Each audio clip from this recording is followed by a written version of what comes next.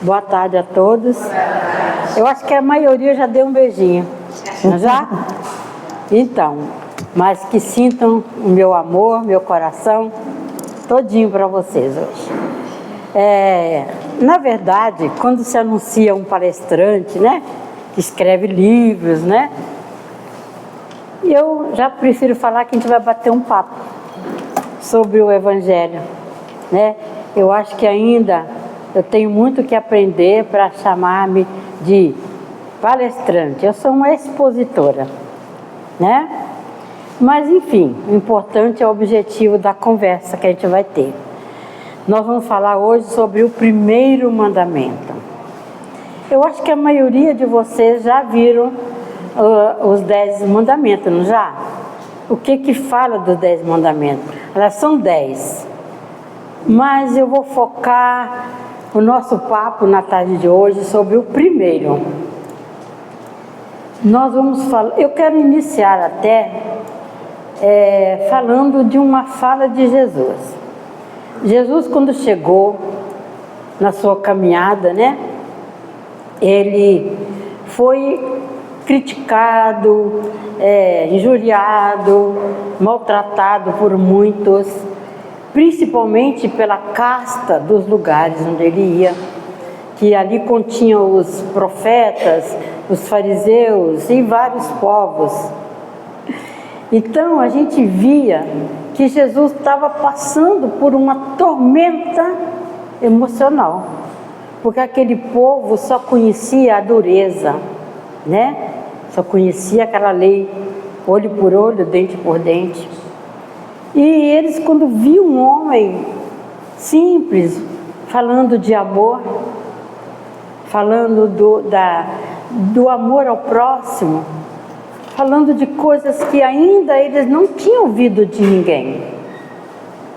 E aquilo fez com que os grandes da época, aqueles potentosos, tentaram ultrajar e até eliminar Jesus numa oportunidade qualquer, criando momentos para isso. Mas Jesus, quando foi arguido, no momento em que ele foi cercado, ele falou: eu não vim destruir a lei, eu vim fazê-la cumprir com amor. E essa palavra amor é uma coisa quase que estranha, porque não sabia o que era o amor, o sentimento do amor, como ainda nós não sabemos até hoje. Nós ainda não sabemos a divindade, a extensão da palavra amor. Então, a primeira palavrinha que está lá no primeiro mandamento é amar, não é? Amar a Deus sobre todas as coisas. Essa é a primeira linha, né, gente, do primeiro mandamento. E ainda nós preterimos amar a Deus sobre todas as coisas. Ora, existe muito, não é só na casa espírita, em qualquer movimento de liderança espiritual que toca na moral do Cristo, que toca na necessidade da nossa evolução, do nosso crescimento espiritual, lembrando que nós somos arquitetos do nosso futuro. Nós somos os arquitetos do nosso futuro, porque nós podemos fazer da nossa vida futura uma prevenção do que nós somos hoje. O que fazemos hoje? Qual a sintonia que nós temos na vida hoje? O que nós edificamos e construímos hoje? E isso vai ser refletido no nosso mundo espiritual. Quando nossa jornada terminar, nós lembraremos do que nós preparamos na arquitetura da vida. Que lugar que nós vamos? Quando nós ultrapassarmos o umbral necessário, que todos nós vamos passar por eles, muitos até ficam por ali no sofrimento, mas muitos têm que passar por esse portal para ser levado para as suas colônias, para as suas novas residências espirituais. E mais no finalzinho eu vou contar uma historinha para vocês de um ser que se achava merecedor, mas não tinha. Bom, aí nós preterimos aí numa missa de 7º dia, de uma reunião, uma palestra, num culto, numa missa, porque nós vamos ouvir ali, não importa o templo, o que importa é o objetivo da nossa caminhada. Nós estamos caminhando para ouvir o quê? Uma mensagem de Jesus. Uma mensagem do nosso Mestre, que Ele só nos orienta para cima, para a nossa elevação. Aí a gente fala, não vou na palestra hoje, não vou na missa, porque tem aniversário, porque é um casamento, porque isso, porque aquilo. E às vezes você vai nesses lugares e nem é notado. Nem é notado. Dali você não aproveita nada, a não ser comilança, bebedeiras, cobranças, gente com palavra de alto calão. Então a gente sente que nós deixamos de ir, né? Amar a Deus sobre todas as coisas para se aborrecer e para nada levarmos de volta para nossa casa. Então amar a Deus sobre todas as coisas, ainda pela nossa imperfeição, nós ainda não deixamos as coisas da terra, do mundo, para depois. Nós queremos as coisas da vida terrena em primeiro lugar, achando que aquilo vai acrescentar na nossa vida, na nossa paz, na nossa ansiedade de felicidade. E Jesus já disse que a nossa felicidade não é deste mundo. Não é que não exista felicidade. Nós temos tempos, ciclos, momentos felizes. Nós temos. Quando um filho nasce, né? Quando a gente aprende a conhecer o pai e a mãe da gente, é felicidade, apesar da nossa inocência. Tem momentos, tem ciclos felizes. Mas Jesus também disse que a dor é necessária, né? E quanto de nós não aprendemos a olhar para Deus com um novo olhar através das nossas mazelas, das nossas dificuldades, né? Então, já passei por essa frase, amar a Deus sobre todas as coisas. E vocês sabem o que é mandamento? É um mando. Não é uma situação em que nós podemos falar, agora não. Hoje eu não estou afim. O mandamento de Deus é para ser cumprido. E aquele que não cumpre o mandamento tem consequências.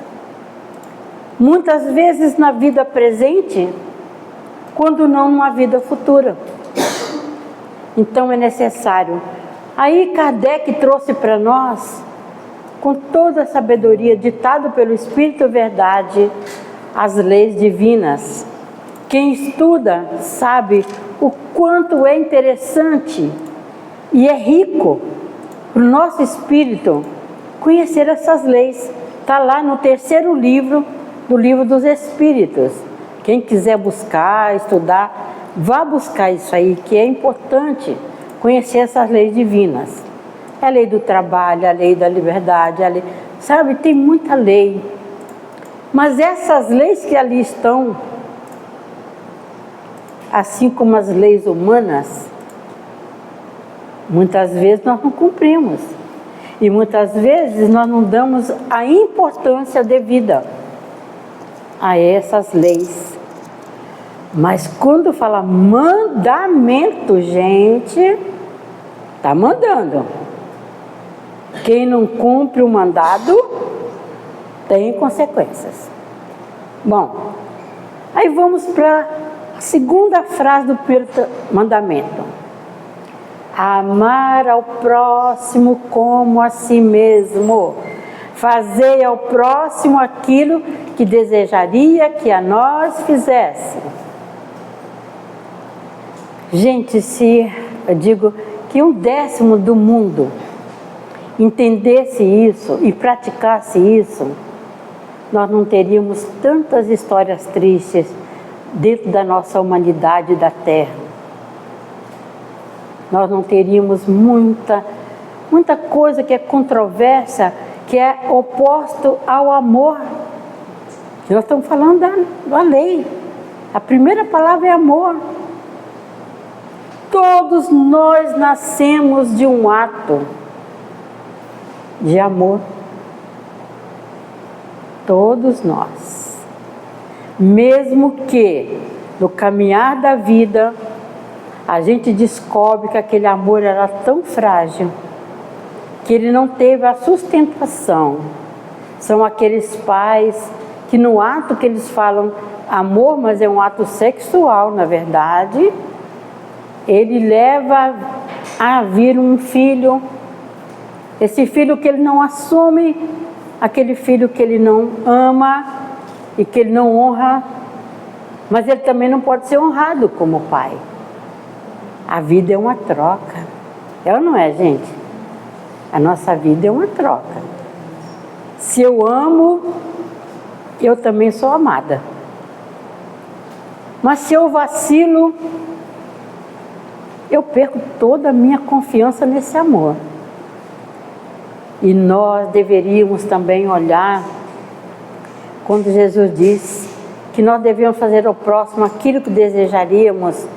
Se nós fizéssemos isso, esse mandamento fosse cumprido, nós não precisaríamos de todos os outros 9 mandamentos que está contido nos 10 mandamentos.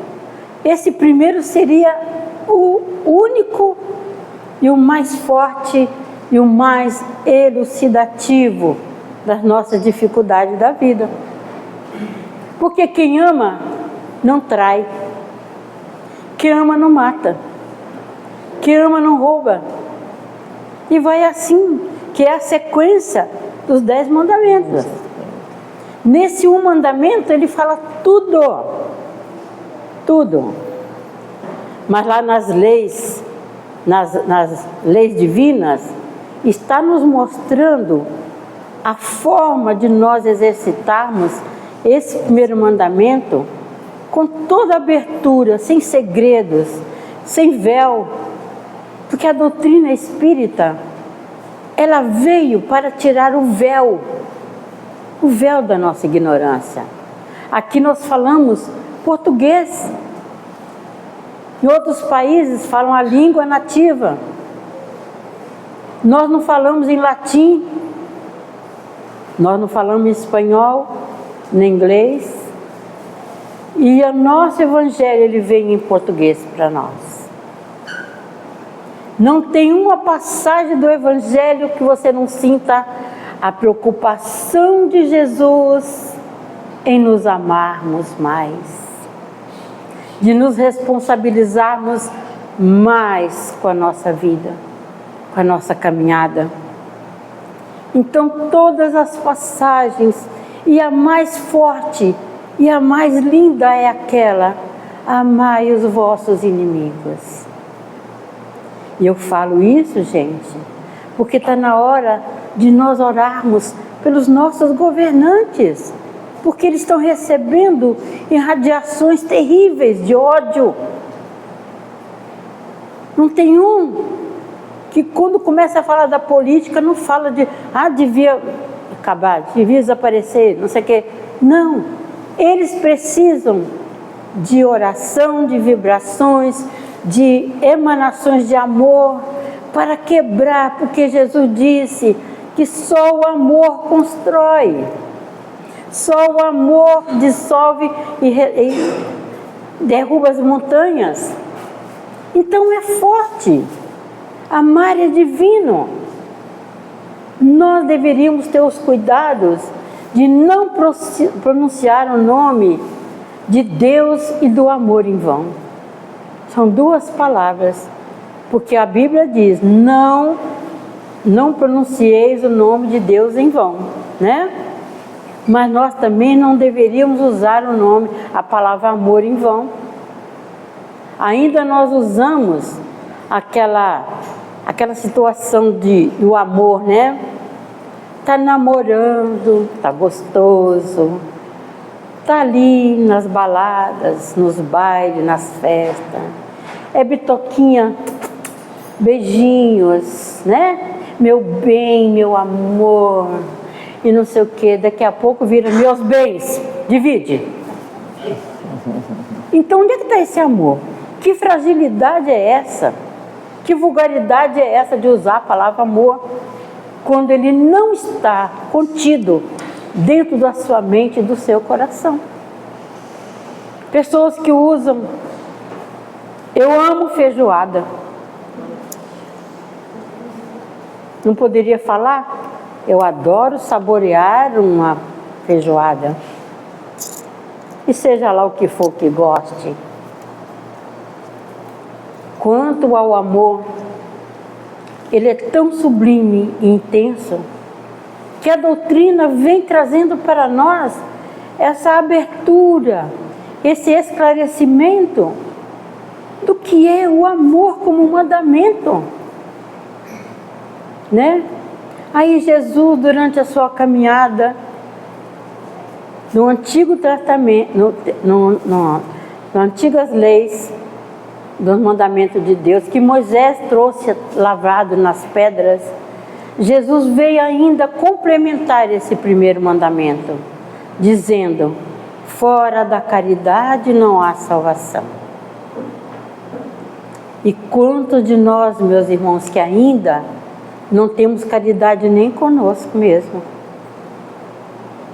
Quantas vezes a gente sai acelerado, tomando atitudes, tomando frente de coisas que não somos capazes ainda. Exigir do outro aquilo que a gente não é capaz de dar. Exigir o entendimento do outro quando a gente ainda não entende muita coisa. Eu tentei fazer um grupo de estudo numa casa, aí me falaram, eu não tenho que estudar mais porque eu já sei tudo. Eu falei, pode morrer. Deita e morre.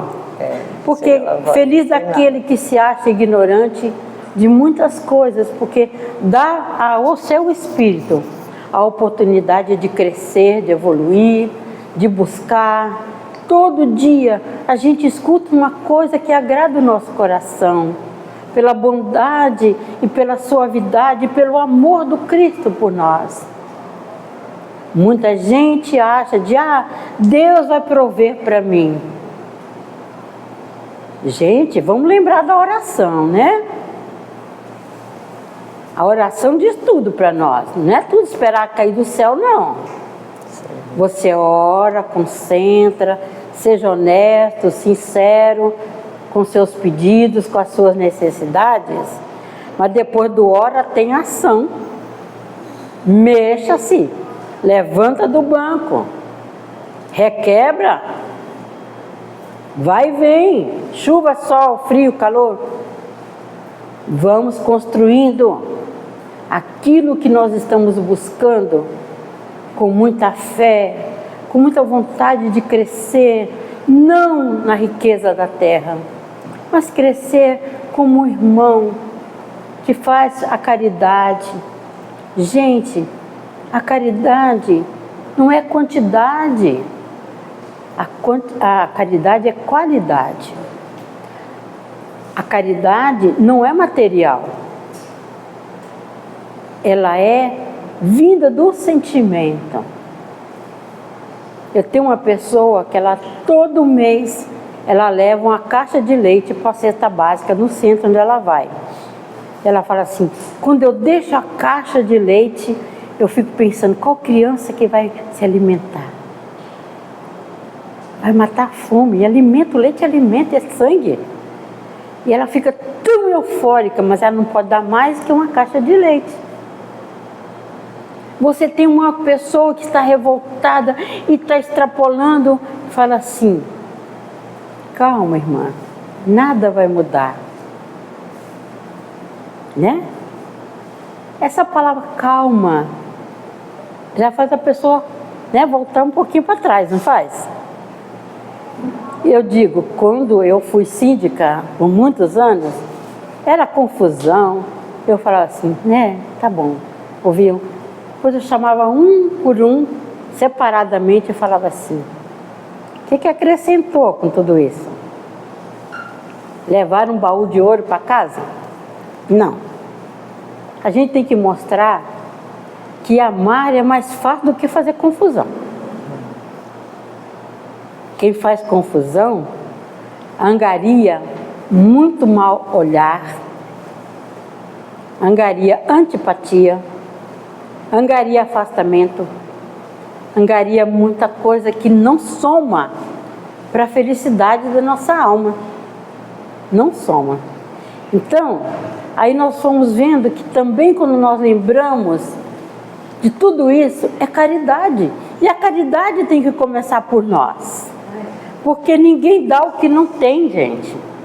Se você não é caridoso, você não tem como. Você não sabe nem oferecer a caridade. Você não vê nem a necessidade do próximo nessa necessidade da caridade. Então, é uma questão que a nossa doutrina, ela simplesmente, ela nos balança para no raciocínio. É uma fé raciocinada, onde um não tem que se meter com a vida do outro, o comportamento do outro. Se formos buscados para um conselho, até saiba dar esse conselho. Nós temos uma história de Gandhi. Gandhi recebeu uma mãe desesperada. Desesperada. Gandhi falou: o que foi, minha irmã? Olha, esse meu filho come açúcar, açúcar com farinha, açúcar com não sei o quê, tudo ele mistura açúcar, ele é uma pessoa viciada no açúcar. Dê um conselho para eles, para nós, para que ele possa melhorar. Aí falou: volte daqui a 2 semanas. Mas o senhor não vai me dar uma solução? Volte daqui a 2 semanas. Essa pessoa voltou com o filho. Quando ele chegou diante dele e falou: meu querido, tem coisas que substituem esse açúcar cheio de química, cheia de conservantes. Tem um açúcar mascavo, tem o mel, mas não está certo se eu dar esse conselho para ele. Minha irmã, eu não posso aconselhar uma pessoa a fazer o que eu não consegui. Nessas 2 semanas eu tentei não comer açúcar e eu não consegui. Isso é respeito, isso é sabedoria. Não exija do outro aquilo que você não é capaz. Não peça paz quando você é um agitado, é um revoltado, né? E a doutrina nos traz essa necessidade de reforma íntima. Vamos reformar, vamos mudando. Eu já estou há 56 anos na doutrina, estou tentando mudar até hoje, viu? Porque a imperfeição, a gente é imperfeito. Na mesma hora que a gente está firme, a gente já vai, escorrega na maionese, como diz os meninos aí, né? Então é isso, nós não podemos cuidar de nós. A responsabilidade, você sabe por que nós somos chamados de indivíduo? Porque tudo que nós temos, nós fazemos é individual, né? Você tem que dormir, ninguém dorme por você. Você tem que tomar os remédios, ninguém toma por você.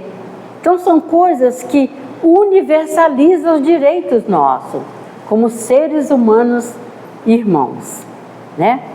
E vamos sempre elevar a nossa mente muito firme para o poder que Deus nos deu.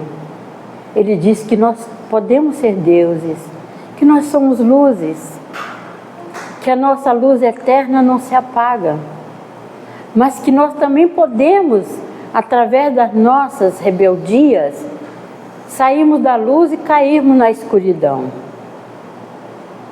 E quantos que enxergam vivem na escuridão da depressão, da angústia, do pânico, da doença incurável. Isso tudo é escuridão, né? Então, esses alertas são para que nós possamos caminhar diferente, atitudes diferentes, aceitar as coisas que nós não podemos mudar, como o Chico falava, né? Dê-me força para suportar aquilo que eu não posso mudar, mas me dê orientação e luz para um novo recomeço. E isso é maravilhoso. A gente está vivo, está aí na matéria, temos vida, temos condições e vamos caminhando para o nosso progresso. A nossa vida quer de nós, a nossa evolução, que nós possamos nessa terra passar pelas nossas provas e que se vierem expiações, que possamos ter a humildade de saber que Deus é Pai e que as coisas estão acontecendo não é por acaso, é porque nós já tivemos esquecimento de um planejamento reencarnatório. Ninguém desce sem plano, mas a bênção de Deus é tão grande que a gente esquece daquelas coisas. Senão fala assim, nossa, eu acho que eu estava doidão quando eu pedi isso. Né, Rui? As coisas que a gente passa, né, minha amiga? Então, nossa, será que eu pedi mesmo isso? Então, mas nós vencemos. É ter força, fé, coragem, que a gente supera a cada 24 horas, confiando em Deus, deixando Jesus sempre botar na nossa mente o que Jesus faria no meu lugar. Fica tudo mais leve, gente, fica mais suave. Então eu acho que já deu meia hora que eu estou conversando com vocês, né? Mais 5 minutos? Então eu vou contar então a história do fazendeiro que eu falei no início.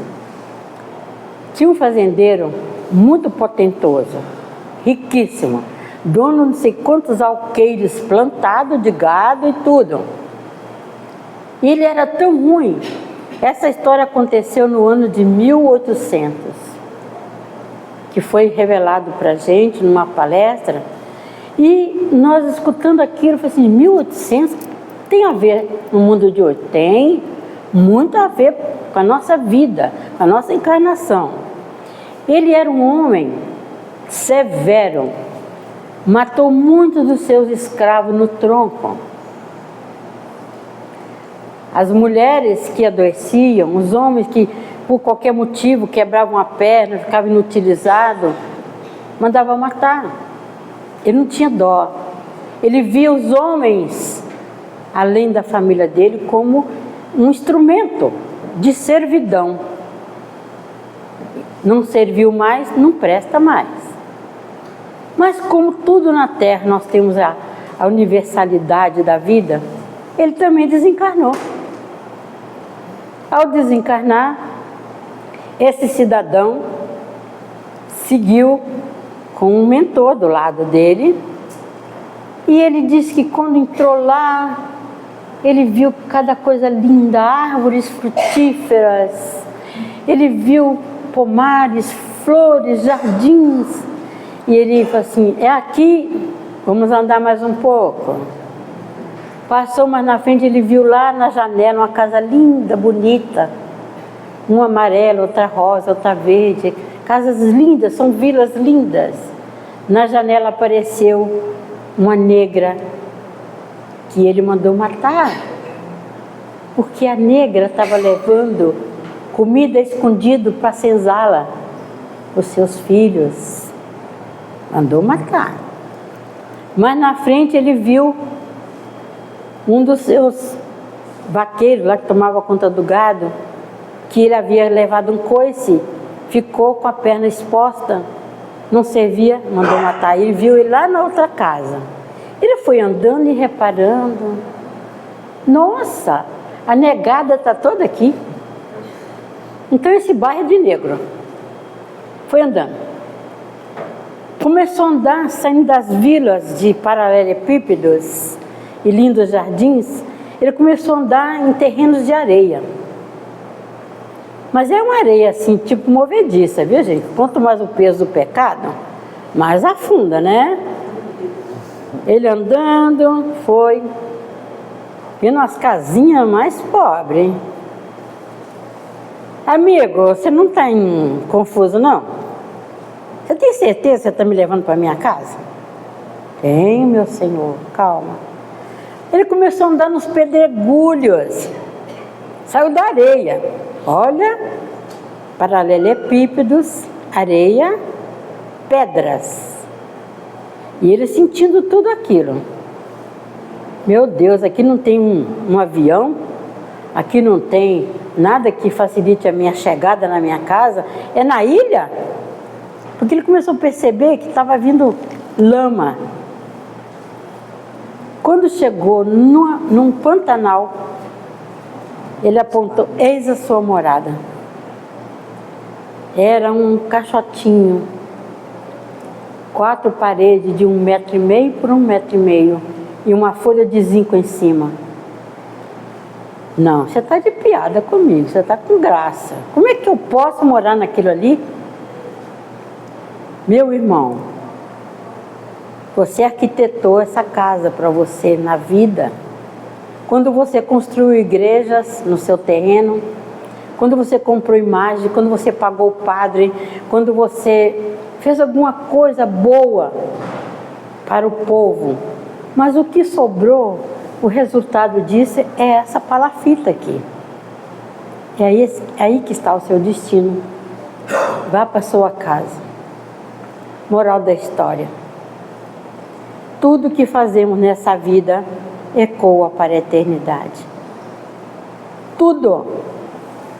Não pensemos que nós estamos sem vigilância e que não temos alguém olhando por nós. Ninguém faz nada oculto aos olhos de Deus, muito menos de Jesus, muito menos dos nossos anjos guardiões, dos nossos mentores, nossos protetores. Não estamos sós neste mundo, mesmo que numa mata fechada. Estaremos sempre bem acompanhados com a graça e a bênção de Deus. E é isso, fazer o bem atrai o bem. Fazer o mal é uma perturbação para a vida eterna, certo? E é isso que a doutrina quer, que todos nós nos salvemos dos nossos pecados e das nossas imperfeições. Muito obrigada, que Deus abençoe. Obrigada.